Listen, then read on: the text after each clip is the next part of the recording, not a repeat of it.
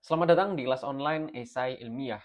Bertemu lagi dengan saya, Siftian, selaku mentor yang akan menemani kalian dalam mempelajari materi teknik penulisan pendahuluan esai.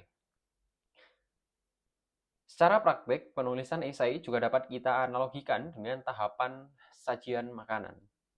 Bagian pendahuluan dapat kita sebut sebagai appetizer, bagian isi, main course, dan bagian penutup sebagai dessert.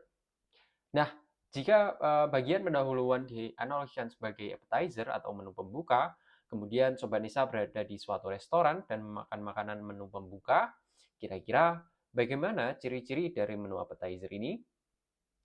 Yes, betul sekali. Sobat Nisa, appetizer harus menarik, enak, dan memicu kita untuk makan makanan selanjutnya di main course atau menu utama.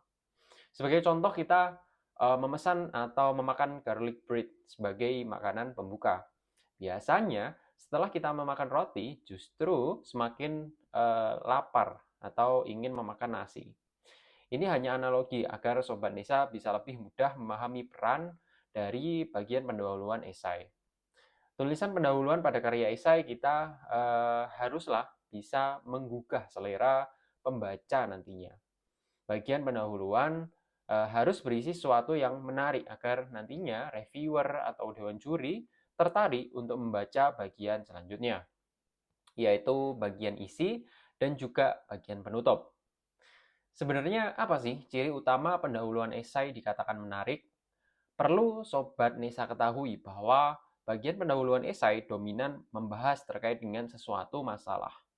Semakin masalah ini penting atau sedang tren, maka semakin menarik pula untuk dibahas dan semakin bermakna pula solusi yang diusulkan. Nah, sekarang mari kita bahas secara detail teknik penulisan pendahuluan esai.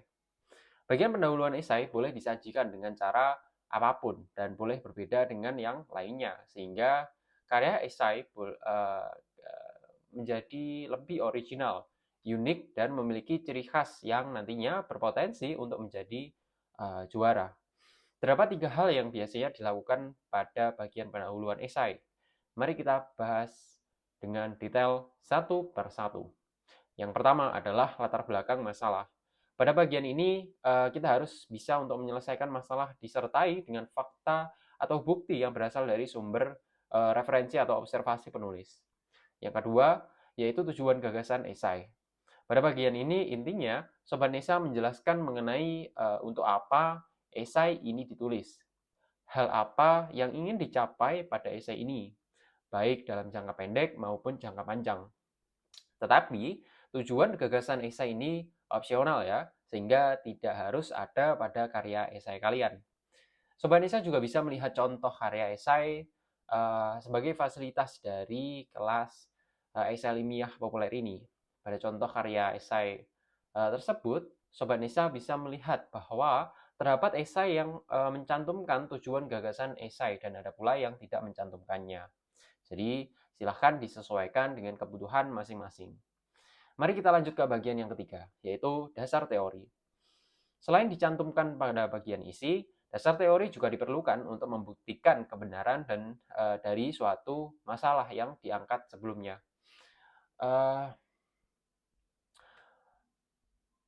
Penggunaan dasar teori ini nantinya bertujuan untuk meyakinkan bahwa masalah yang kita bahas memang benar-benar nyata dan valid adanya. Dengan demikian, solusi yang kita usulkan dalam bentuk karya esai nantinya adalah solusi yang konkret dan berpotensi untuk diterapkan secara nyata. Kakak akan memberikan contoh teknik penulisan pendahuluan secara detail agar Sobat Desa lebih paham terkait dengan materi ini. Misalnya, kita memiliki karya esai dengan judul Smart 3P, Sistem Peternakan, Pertanian, dan juga Perikanan Digital Terintegrasi untuk mewujudkan desa berkelanjutan. Sebagai informasi, judul karya esai tersebut mengandung gagasan futuristik ya, di mana sebuah desa bisa menjadi desa berkelanjutan berbasis digital. Oke? Sekarang kita akan membahas bagian pendahuluan dari karya esai ini. Pertama-tama juga, Sobat Nisa harus memiliki dan juga memahami pemahaman terhadap teknik yang banyak digunakan untuk menulis latar belakang, yaitu teknik segitiga terbalik. Dengan teknik ini, kita bisa memulai dari permasalahan yang luas, kemudian mengkerucut ke masalah inti, dan diakhiri dengan solusi yang diusulkan. Seperti segitiga terbalik, bagian atas adalah bagian paling luas. Kemudian semakin menurun, semakin sempit dan mengkerucut. Yuk, mari kita mulai dengan membahas permasalahan yang umum dari contoh karya esai Smart 3P. Desa merupakan tempat tinggal yang masyhur, permai, nyaman, dan sejuk, dilengkapi dengan kekayaan alam di dalamnya. Suasana pegunungan yang asri, sungai dengan air yang jernih, hingga pepohonan yang hijau menjadi ciri khas daerah pedesaan. Pada tahun 2016, Indonesia memiliki lebih dari 83.000 desa yang menjadi tempat tinggal 117 juta masyarakat di Indonesia, menurut BPS pada tahun 2021. Nah, pada contoh tersebut kita bisa mengetahui bahwa penulisan latar belakang dimulai dengan menceritakan suasana pedesaan, potensi alam di dalamnya, dan data pendukung terkait dengan jumlah desa di Indonesia. Ingat Sobat Desai, penulisan bagian pendahuluan ini tidak harus berkaitan dengan masa lampau, tapi bisa membahas terkait dengan potensi atau tren yang ada di saat itu. Jangan lupa Sobat Esai juga tetap mengikuti aturan 70% argumen dan 30% fakta. Sekarang mari kita lanjut ke bagian inti dari latar belakang. Masih sama dengan judul yaitu Smart 3P. Desa memiliki 3 sektor budidaya 3P yang potensial untuk mewujudkan Indonesia desa berkelanjutan, yaitu peternakan, pertanian, dan perikanan. Hadirnya teknologi digital di Indonesia harus bisa sampai dan diterapkan di pedesaan. Sektor 3P ini masih belum dikelola dengan baik dan optimal karena adanya keterbatasan sumber daya. Sektor peternakan, sektor pertanian, dan perikanan masih sangat bergantung kepada manusia, khususnya masyarakat desa. Nah, contoh tulisan tersebut mulai memberikan gambaran inti permasalahan, yaitu terkait dengan sektor budidaya 3P, peternakan, pertanian, dan juga perikanan. Apabila terdapat data pendukung atau referensi lainnya, tentu sangat disarankan untuk ditambahkan ya, Sobat Nesa.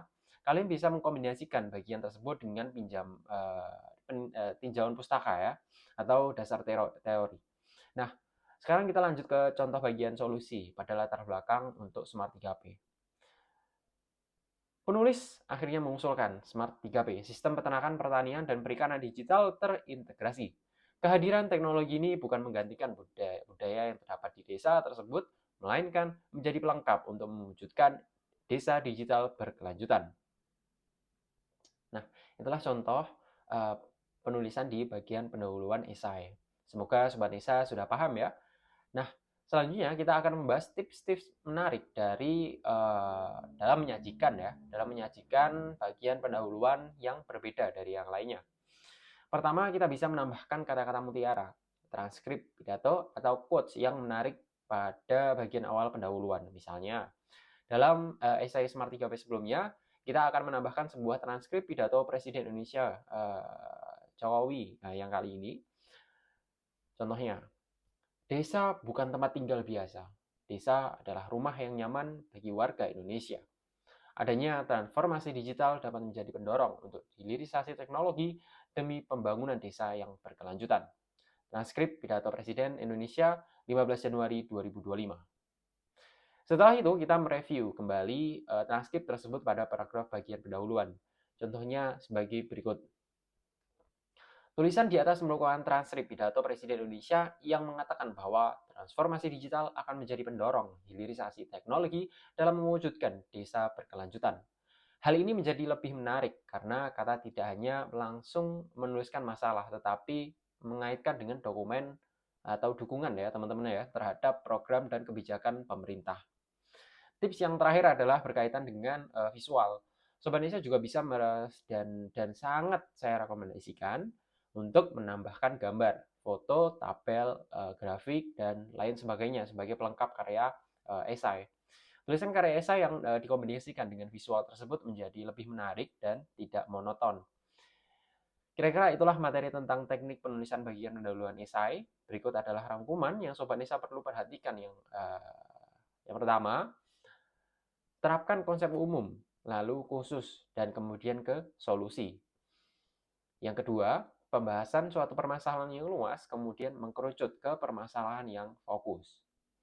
Yang ketiga, biasanya pada akhir paragraf pendahuluan akan dijelaskan dan dipaparkan terkait dengan solusi dari esai yang ditulis.